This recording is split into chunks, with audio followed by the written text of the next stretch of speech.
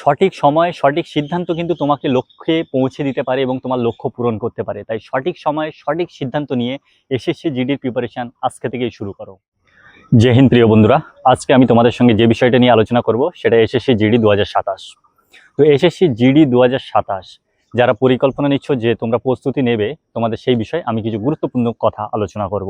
তো প্রিয় বন্ধুরা, আমি 2023 সালে বিএসএফে জয়েন করি এবং নিজের অভিজ্ঞতা, নিজের পড়াশুনো এবং নিজে কীভাবে চাকরি পেয়েছি এবং এসএসসি জিডি সম্পর্কে সমস্ত তথ্য আমার ভিডিওর মাধ্যমে আমি তোমাদের সামনে নিয়ে আসতে থাকি। তো এসএসসি জিডি সংক্রান্ত এবং চাকরি সংক্রান্ত সমস্ত আপডেট পেতে ফলো করুন।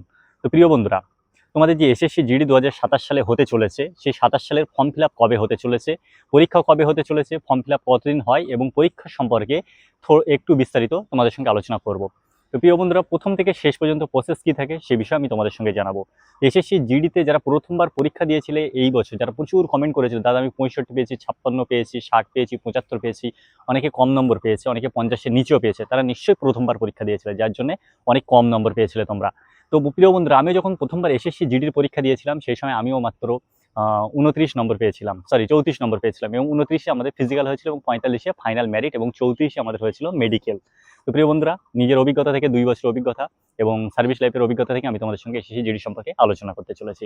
তো প্রিয় বন্ধুরা, তোমাদের প্রথমে যে এসএসসি জিডির ভ্যাকান্সি কতটা আসতে পারে, আনুমানিক 50,000 প্লাস। এই কারণেই বলছি, কয়েকদিন আগে একটা পেপার এসছে এবং সেটা সংসদে নিয়ে এই বিষয় নিয়ে ডিসকাস হয়েছিল এবং তার উপরে বলা হয়েছিল কতটা করে ভ্যাকান্সি খালি আছে সেই বিষয়ে আলোচনা হয়েছিল, যেখান থেকে সবাই অনুমান লাগাচ্ছে যে এসএসসি জিডিতে এই বছর 50,000 প্লাস ভ্যাকান্সি আসতে পারে।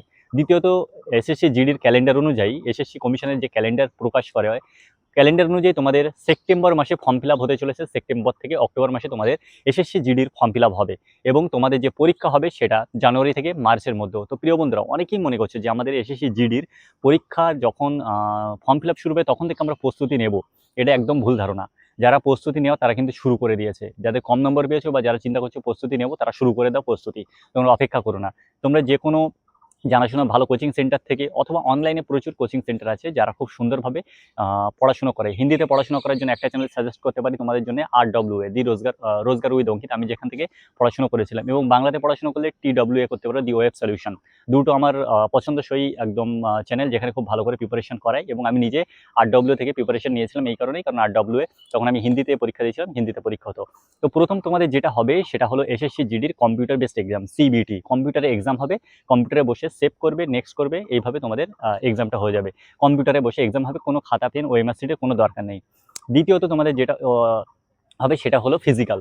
তো তোমরা SSC GD computer based exam pass করলে তবেই তারপরে তোমাদের হবে ফিজিক্যাল। তো কিন্তু ফিজিক্যালের আগে কম্পিউটার বেসড এক্সামটা সবচেয়ে গুরুত্বপূর্ণ। এই কারণেই সবচেয়ে গুরুত্বপূর্ণ বলছি, কারণ কম্পিউটার বেসড নম্বর যখন তোমরা কম পেয়ে যাবে, সিবিটি এক্সাম তোমরা যখন লিখিত পরীক্ষায় কম নম্বর পেয়ে যাবে, তখন তোমাদের আগে কোথাও ফিজিক্যাল বা মেডিকেল দেওয়ার কোনো সুযোগ থাকবে না এবং ফাইনাল মেরিটে আসার কোনো চান্স থাকবে না। সেই কারণে তোমাদের সিবিটির পরীক্ষার উপরে সবচেয়ে বেশি জোর দিতে হবে। এখন থেকে ফিজিক্যাল বেশি করার কারো দরকার নেই, এখন থেকে তোমরা রিটেনের উপরে খুব জোর দাও, রিটেন পরীক্ষার জন্য খুব প্র্যাকটিস করো, রিটেনের জন্য তোমরা পড়াশোনা তৈরি করো।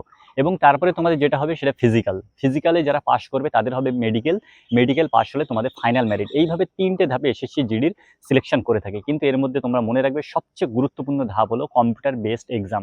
তোমাদের যে কম্পিউটার বেসড এক্সাম হতে চলেছে, আবারও বলছি, তোমাদের জানুয়ারি থেকে মার্চের দিকে তোমাদের এক্সাম হবে এবং তোমাদের ফর্ম ফিল আপ হবে সেপ্টেম্বর থেকে অক্টোবর মাস, 1 মাস ধরে তোমাদের ফর্ম ফিল আপ হবে। তো প্রিয় বন্ধুরা, তোমাদের প্রিপারেশন এখন থেকে শুরু করে দাও, যারা শুরু করতে চাইছো বা যারা এসএসসি জিডি 2026-এ কম নম্বর পেয়েছো এবং তোমরা জানছো যে আমাদের হয়তো এবারে সিলেকশন হবে না। কারণ সিলেকশন কত নম্বরে হতে পারে এটা একমাত্র এসএসসি কমিশনই জানে এবং বাদবাকি ইউটিউবার যারা আছে এরা সবাই অ্যানালাইজ করে। 2021 সাল, 22 সাল, 23 সাল সবাই অ্যানালাইজ করে এবং একটা আখড়ার সামনে এনে তার উপরে বেস করে সবাই বলে। তো মোটামুটি একটা ধারে কাছে সবাই বলতে পারে।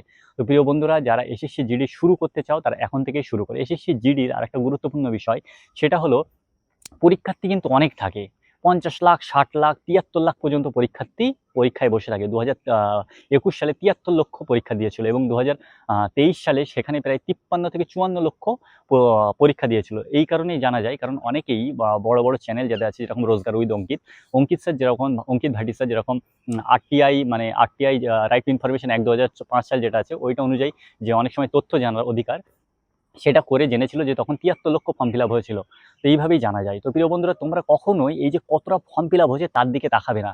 ভিড়ে প্রচুর ছেলে মেয়ে যায় পরীক্ষা দিতে, কিন্তু সবাই আগে আসতে পারে না। তারাই আগে আসে যারা ঠিকঠাকভাবে পড়াশুনো করে এবং যারা ঠিকঠাক প্রিপারেশন নেয়। ওই জন্য কখনোই ভ্যাকান্সির দিকে তাকানোর দরকার নেই, নিজের 100% দিয়ে পড়াশুনো করো এবং সঠিক একটা গাইডস নাও। এই কারণেই বলছি গাইডস নেওয়ার জন্যে, কারণ সঠিক সময়ে কিন্তু সঠিক সিদ্ধান্ত তোমাকে পৌঁছে দিতে পারে একদম তোমার লক্ষ্যে। তো প্রিয় বন্ধুরা, তোমরা অবশ্যই আমার চ্যানেলের সঙ্গে জুড়ে থাকো এবং ভালোভাবে প্রিপারেশন নিতে থাকো। Thank you.